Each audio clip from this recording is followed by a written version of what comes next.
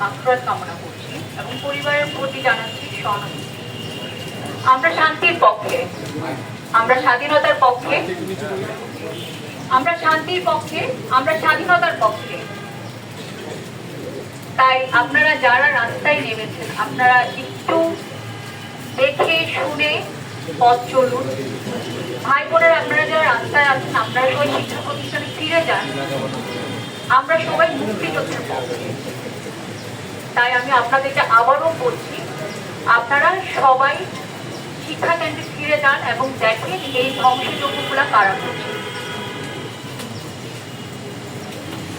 ধন্যবাদ। আমাদের মাঝে উপস্থিত আছেন সঙ্গীত শিল্পী সৌম্যদেব। আমরা সঙ্গীত শিল্পীদের পক্ষ থেকে সৌম্যদেব তারাকে সামনে বক্তব্য রাখতে